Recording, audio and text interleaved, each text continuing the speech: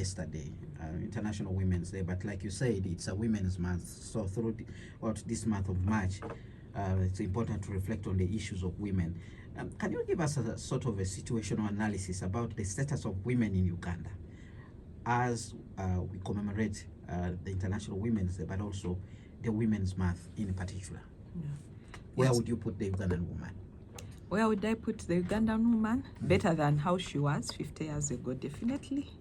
The options that we have right now for us as women, we have more opportunities. We have more things available to us than what perhaps our grandmothers and our mothers had. And I must say that we have come a long way. As the women's movement, we have 3 pillars upon which we look at liberation for women. We look at liberation for women as number 1, bodily autonomy. Number 2, economic autonomy, and the third is around having voice and agency. So when we look at voice and agency, we are looking at the ability of women to participate in decision making or to be present in decision making spaces. So here we are looking at boardrooms, we are looking at political spaces, we are looking at even within the family. Women's voices heard? Do they equally participate in decision making and making sure that there is a balance of power? So we've come a long way in terms of seeing the equality of women. Right now, we already have about 33% of women represented in parliament right now. This is largely due to affirmative action, yes, but also there are some women who are directly elected. We have a woman vice president, a woman prime minister. So all these are things to be applauded. We see women who are heading big corporate organizations, and they are CEOs, they are EDs, and they are doing all this. So we see women in key decision-making places, which we are happy about. When it comes to economics, women are struggling a little bit. They are falling behind, largely in terms of ownership of property. This is largely because when you look at succession in Uganda, succession is usually through the male child. So women are struggling to penetrate and being able to own property. So when you look at things like the number of women who are registered in lands to be able to own a property, they are quite few, and we have only about 26% of the registered land registered in the names of women.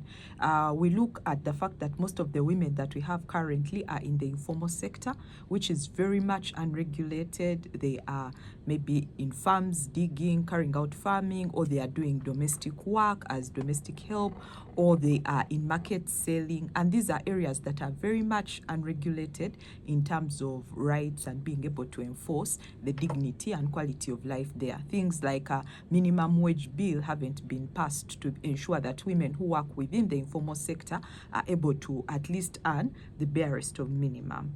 When it comes to things like bodily autonomy, we are looking at the ability of women to make decisions over their own bodies.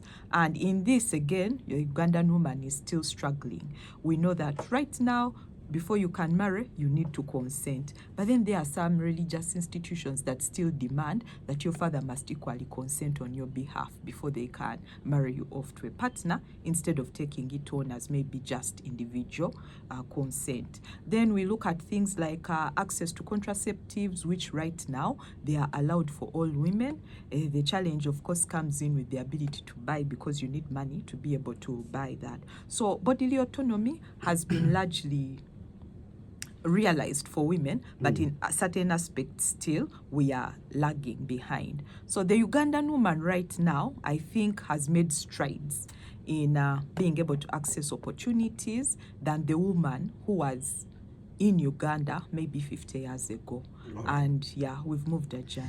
All right, I'd just like to ask a couple of follow-up questions on these issues, the benchmark that you use to access. And I want us to begin with the issue of leadership, women being in position of leaderships and so forth. But from the assessment that I've had from you, the women movement, while the numbers have increased, you're not entirely happy about what they are putting on the table. What exactly is the gap there? So what we had been pushing for originally was numbers.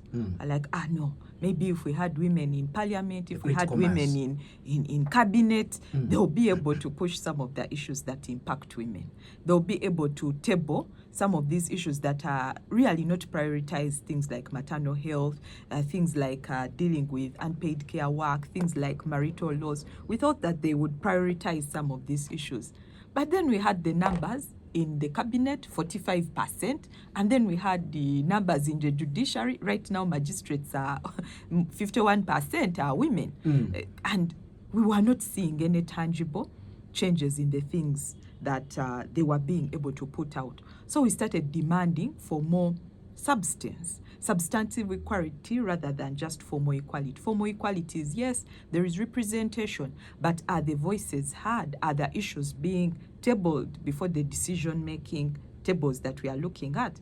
When I consider, for example, like the 11th Parliament that has just gone out, and all the laws that the women's movement were trying to advocate for, were advocating for the Human Assisted Reproductive Technologies Bill, the Marriage Bill, the Legal Aid Bill, all those were agitating for them.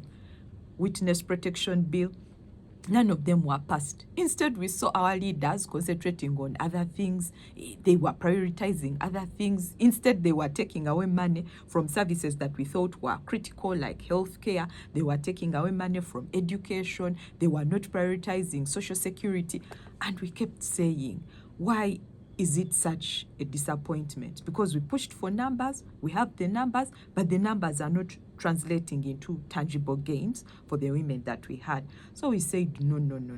Now it's time for us to flip the chart and now begin demanding from the women leaders that we've put in positions of power to be able to deliver to us some of the critical issues that we so demand. So we also recognize that there is indeed a big gap between having the numbers, but for those numbers to translate into actual gains for the women's movement. And this is an issue that we want to realistically deal with. Have you been able to understand why that is the situation? Because surely I have had an opportunity to attend several meetings where women leaders have interacted with civil society, and you've sold some of these ideas to them. But like you said, you never see them standing up in parliament. In fact, if I remember, one of the MPs that has tried has been the Honorable Sarah Opendi. Her voice has been vocal in parliament on some of the laws that you talked about, but the rest we don't see. Could it be a problem? Could it be that probably we are electing wrong leaders? Or what do you think is the problem? I don't want to say leaders are wrong, but when we've had dialogues with them and raised some of these issues with them, I think the first thing that we actually realized was in terms of the centers of power within this country. The centers of power currently don't lie with the leaders who are supposed to be having that power. So when you look at, for example, our MPs, they told us that the people who make decisions concerning laws and policies in the country are in the NRM caucus. So the caucus decides. You have leaders in cabinet, you have leaders in parliament, but they don't have power. They don't have power. They actually don't have any decision-making power. Before any law can be endorsed on the floor of parliament, it must be endorsed by the NRM caucus. The NRM caucus within itself is not primarily led by people who care about women's issues. They may be led by women, but they are not very much concerned with issues that concern women. So that is one of the things that they told us, that to have this law passed, please go and visit President Museveni. To have this law passed, please go with a delegation to see Honorable Among. So they keep dancing around that issue. They are there, but those people actually don't have power. The other thing that we realized about these leaders is that they also then within themselves are still overwhelmed by the cultural norms. They keep saying, Vanda Babatia. How do they see me saying that my husband should carry my name? How do they see me saying that polygamy should be outlawed? How do they see me saying, they keep bringing up that my husband can rape me in the sexual offences bill. So they can't go beyond the fact that these are issues that are affecting women, and they look at them as they'll lose votes because they are extending some of their support towards some of these issues. And now when you talk about people like Honorable Opendi being ousted from parliament, maybe these are the repercussions of her supporting some of the women's legislations that we are proposing. So when you look at it from an outsider's perspective, you can almost see that maybe society will punish you if you lend your support to some of these laws. So I think those were the two critical issues that we came out, that the women were hindered because of cultural and societal norms, but also because they actually inevitably lack power and they need the endorsement of the caucus, be it a NUP caucus, be it the NRM caucus. Both of them decide in their parties and then they act as a party. They never act as individuals. All right, let's tackle two issues around economic empowerment. You talked about land ownership and also the issue of succession. Let's begin with succession. Like you said, traditionally, it's not that it's the boys who succeed, but also there's been a discussion about lineage and property, whether those two are being confused when it comes to succession. What is your argument on the issue of succession? The law in itself, as a right for women. The law in itself is actually very neutral. A woman can succeed under the law. But then actualizing the law, when you're in a context where succession is through like we are trying to unpack years and years of oppression. This is not something that is going to change. The Succession Act, I think, was last changed in 2017, where they were trying to harmonize, again, the position of people who are in polygamous relationships and making sure that women who are in a relationship with a man who is in a relationship with multiple partners still can be able to have equity across the board. This succession through the male lineage is something that has been happening in most Ugandan societies for a very long time. I think one of the tribes that has been unique in terms of allowing women to inherit property were the Baganda. For them, you could inherit from your Senga, from your what. So they had a way in which they were doing it, but the majority of the tribes, property was inherited through the male. So women fight very hard to be able to also partake in terms of succession. So if you had a father who left property behind, the likelihood of you benefiting from that property is very low, largely because of the cultural norms that surround succession. You remember that debate that arose when the former Prime Minister, the late Robin Apollon Sivambi, Professor Apollon Sivambi, chose a daughter to succeed him, and the debate that followed consequently, and the intervention that came in even from clan leaders. Those kind of things, how can we actually, sort of maneuver and break that chain? Is it legislation? Is it,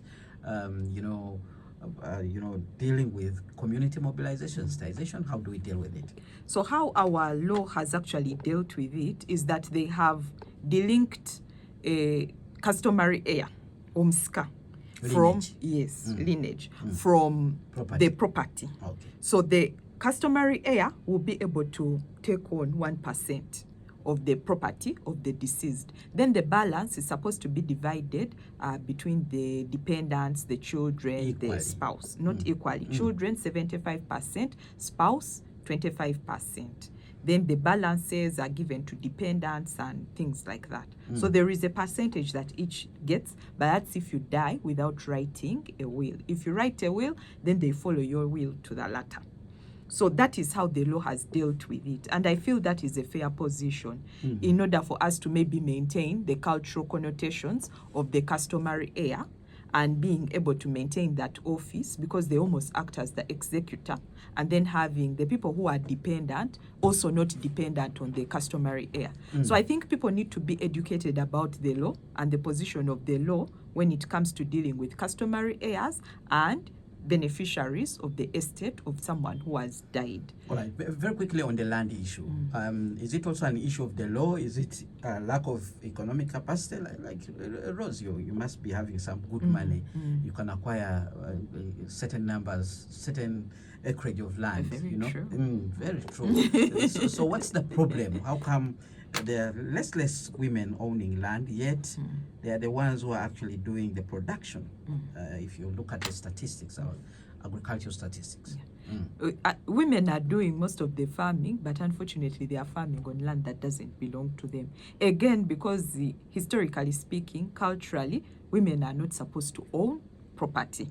But also at the same time, you look at it and recognize that also very many women also just sit back and wait for their husbands to come and buy for them cars, to buy for them houses, even when they have the capacity. Agenda new man, she's like, a man is the one supposed to build for you. A man is the one supposed to buy for you a car.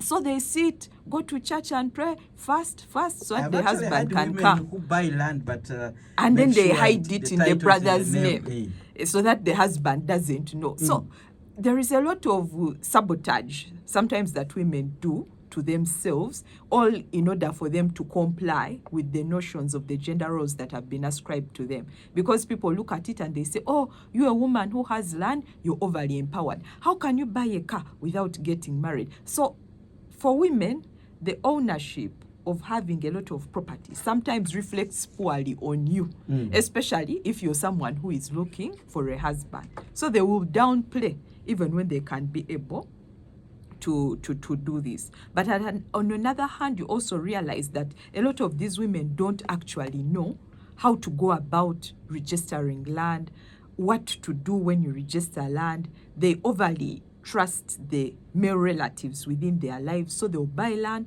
register it in the names of a brother, or they will buy land, register it in the names of a son or a husband, because they believe that these are people who are meant to protect them, not trusting the system to protect them within itself. So I think also women need to be liberated from that thinking that, oh, if I'm seen to have too much property, then I am not a good woman in some way or the other, and I will scare men. All right. Now,